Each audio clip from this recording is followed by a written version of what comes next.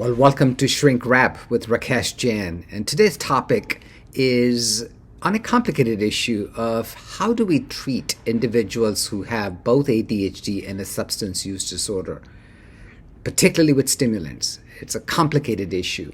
But I got some very good guidance when I attended a lecture at the European Psychiatric Association meeting in Budapest, Hungary, that I was lucky enough to attend just a few weeks ago. And I thought I would share with you some of my top learnings. And there are about 8, so here we go. So the first learning that I received from the experts on this very topic was this, that ADHD is quite common in individuals with substance misuse disorders, all kinds of substances. It could be alcohol, it could be nicotine, it could be things such as opioids, methamphetamine, etc., etc. And that it matters. Untreated ADHD in these individuals leads to a significant underperformance of the treatments for substance misuse, and the quality of life suffers a great deal. So the first thing I learned is substance use disorders are overrepresented in those with ADHD, and the reverse is equally true. Well, the second thing I learned, which I think was new for me and remarkably important, was that stimulants are in fact effective in those individuals who have substance misuse disorder. I didn't think they would be.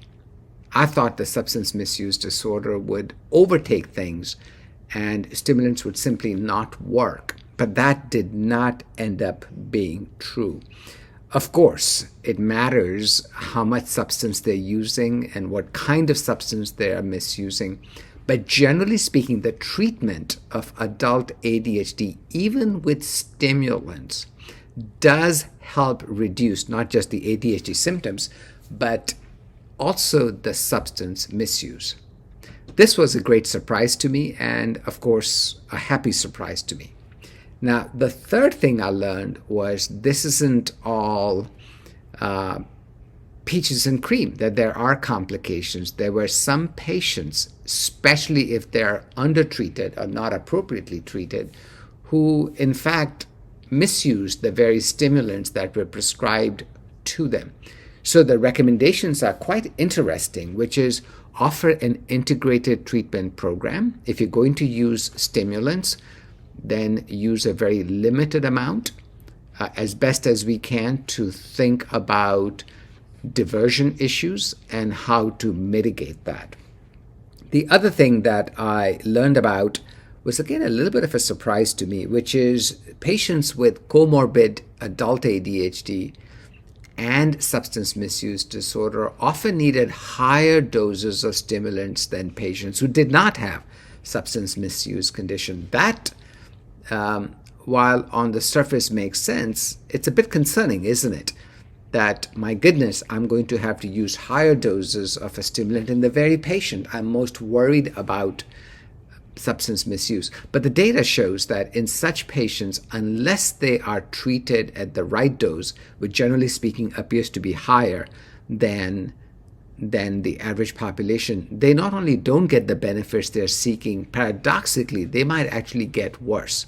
So the suggestion these experts had was, if you're going to treat such individuals, make sure you optimize the treatment to them, while of course making sure that all attempts to mitigate substance misuse are actually utilized. And of course, let's never forget that non-stimulants, if appropriate, would really be the first line of treatment in such patients. But I'm making the assumption, and so did these experts, that non-stimulants had already been tried and that they were not effective.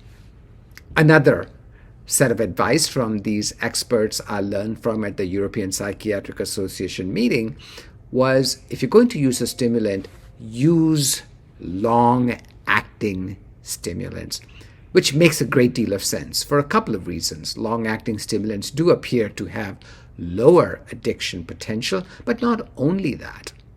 Clearly, patients with ADHD need longer term coverage, so that's a good reason why we should be using long-acting stimulants. But those who have substance misuse disorders often misuse their substances in the evening, at night, and therefore to not have variability in dose and to be able to cover them fully would be very important. So that's an important point we should remember.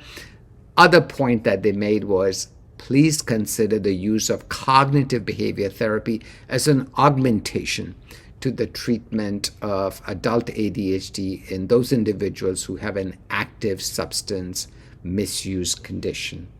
And then finally, one more time, the advice was, even though the data is positive, great efforts should be made to minimize the risk of diversion and to mitigate the risk of misuse, which is a strong possibility. But having said all of that, the data is actually kind of persuasive that many people who have adult ADHD and substance misuse seem to be relapsing again and again because their ADHD is not well treated. If it is treated, the preponderance of the evidence is these individuals actually reduce their substance misuse, and of course there's a significant improvement in the quality of their lives. Okay, I hope this particular session of Psych Raps was helpful to you. I certainly enjoyed being with you, and I'll see you with the next episode. Goodbye for now.